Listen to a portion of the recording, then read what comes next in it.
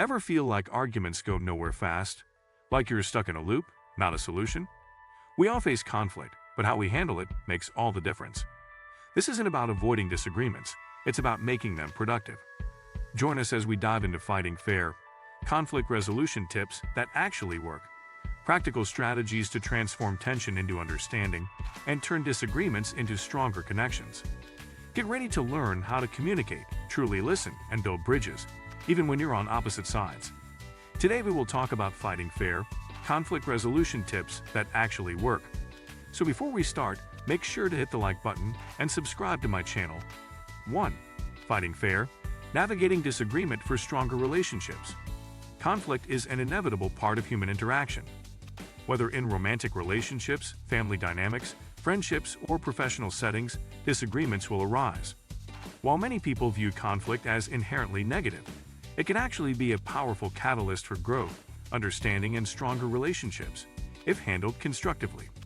The key lies not in avoiding conflict, but in learning to fight fair. This article will delve into actionable, evidence-based strategies for navigating disagreements in a way that fosters respect, deepens connection, and leads to mutually beneficial outcomes. 2. Understanding the roots of conflict and shifting your mindset.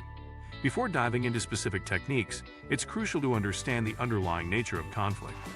Often, what appears to be a disagreement about a trivial issue is actually a symptom of deeper, unaddressed needs, fears, or values. For example, a fight about unwashed dishes might really be about feeling disrespected or overburdened.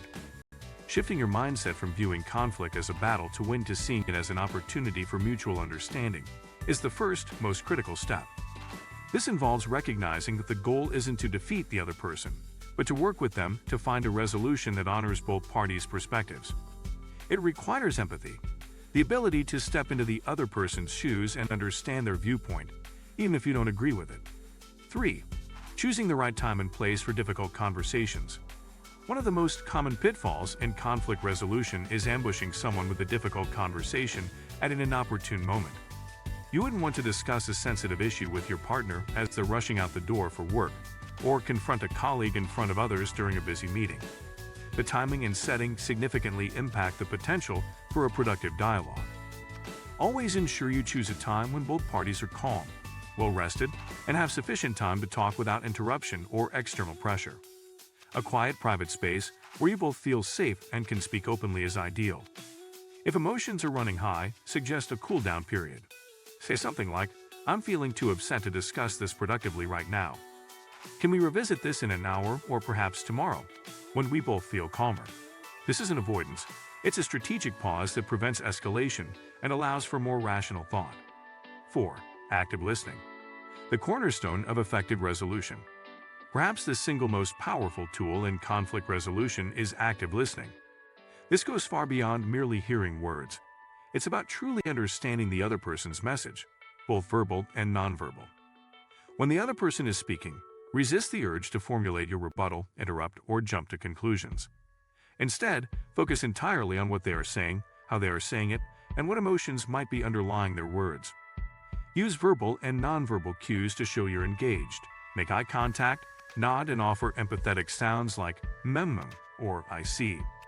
A crucial component of active listening is reflective listening or paraphrasing.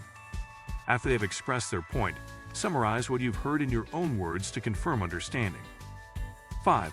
Using I statements to express your needs and feelings. When it's your turn to speak, focus on expressing your own feelings, needs, and perceptions, rather than making accusations or generalizations about the other person. This is where I statements become invaluable. Instead of saying, "You always leave your clothes on the floor and it drives me crazy," which is accusatory and likely to trigger defensiveness, try, "I feel frustrated when I see clothes on the floor because I value a tidy space, and I worry about the extra work it creates for me." This approach keeps the focus on your experience, making it much harder for the other person to dispute your feelings. It also clearly communicates the impact of their actions on you without assigning blame. 6. Focusing on specific behaviors, not character assassination. During conflict, it's easy to fall into the trap of attacking the other person's character rather than addressing the specific behavior causing the issue. Labels like lazy, selfish, incompetent, or always late are not only unhelpful but highly damaging to relationships. These broad generalizations evoke shame and anger, shutting down any possibility of constructive dialogue. Instead, concentrate on the concrete actions or behaviors that are problematic. For example, instead of "you're so irresponsible with money," try an "I'm concerned when I see the credit card statement because we agreed to stick to a budget this month, and I'm worried about meeting our financial goals." This approach is much more actionable. It allows the other person to understand precisely what needs to change and provides a path forward, rather than leaving them feeling attacked and defensive. 7. Finding common ground and exploring solutions collaboratively. Once both parties have had the opportunity to express their perspectives using active listening and I statements, the next step is to transition from discussing the problem to exploring potential solutions. This phase requires a collaborative mindset. The aim is not for one person to win and the other to lose, but for both parties to find a resolution that feels acceptable and equitable. Brainstorm solutions together. Ask open-ended questions like, "What do you think would help us avoid this in the future?" Or, "How can we work together to make this better?" Be open to compromise and creative solutions that you might not have considered initially. Sometimes the solution isn't about one person changing entirely, but about finding a new way to interact or a new system that addresses both parties' needs. 8. The importance of apology and forgiveness when appropriate.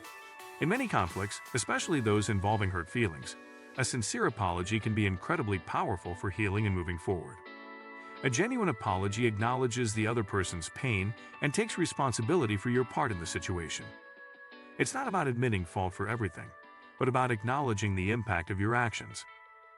A true apology includes 3 components: expressing remorse, "I'm sorry," acknowledging the impact, "I understand that my words made you feel," and outlining how you'll do things differently in the future.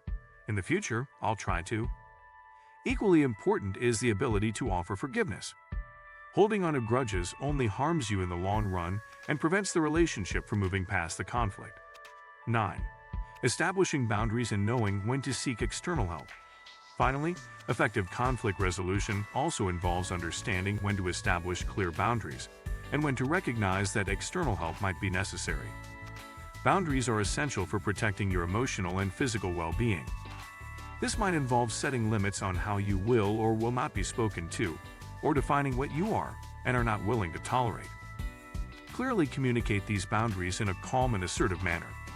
For ongoing or deeply entrenched conflicts, or when communication repeatedly breaks down despite your best efforts, seeking professional help from a mediator, therapist, or relationship counselor can be invaluable. If you like this video and would like to see more like it, please give it the thumbs up. Leave a comment and click the button to subscribe.